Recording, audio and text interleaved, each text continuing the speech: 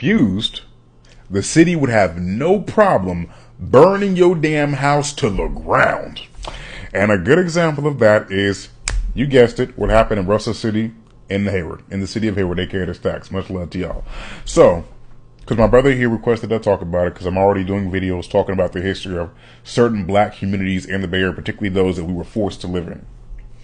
So when you go to the city of Hayward, to that industrial region where off Depot Road, where you have like that textile company and the industrial businesses, I think there's like a bus driving school there or some shit there too.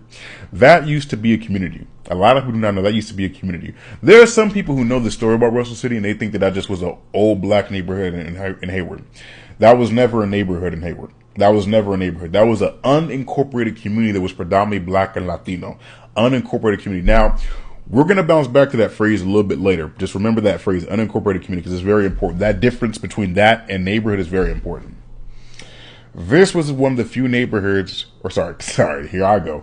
This is one of the few communities in that region that would allow blacks and Latinos to come there and buy homes, which was important at the time because particularly in the 1930s and 40s, this is when you start seeing that wave of blacks coming to the Bay Area because World War II is going on. You're having all these factories pop up. Kaiser rail yards that just opened up, so you're seeing all these options for work come because we're at war. We need workers out here. You're having these canning companies open up. Think Hunt's, Wesson's. They had 3 food canning factories that opened up in Hayward at the time, and they needed employees. The problem with that is when you have all these blacks coming is a lot of neighborhoods, the overall majority of neighborhoods in Hayward were not selling homes to blacks. We're not selling homes to black. Hence, you end up having Russell City where you had a place for blacks to come to live at, as well as Latinos. There was a lot of Latinos there too. Now, the beautiful aspect of that was, community life. From what I understand, that was a very, very popular destination for blues artists. Etta James performed there, Ray Charles performed there, etc., etc. They had a few blues clubs there. But the negative to that was, this was an unincorporated community. Back to that phrase again, unincorporated community.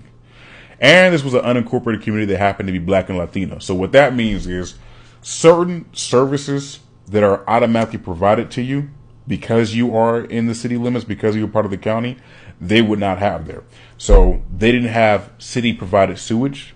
They didn't have city provided plumbing. They didn't have city provided electricity. If your granddaddy or great granddaddy was living there, a lot of them probably told you a story where a lot of them were just genuinely living off the land. Like from what I understand, it was very normal to see farms out there. People had farm animals out there because they just had to just make it work. If you had electricity out there to a certain extent, it was, I don't know how they made that work. I've been trying to do some little research on that too.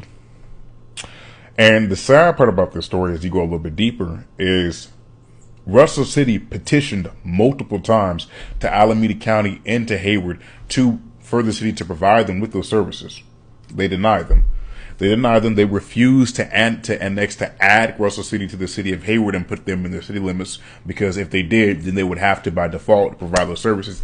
Instead, what they did, which is kind of fucked up, is rather than do right by them in that regard, they decided to, number one, declare the city a blight, which kind of paves the road for you to allow urban renewal to take place. Essentially gentrification.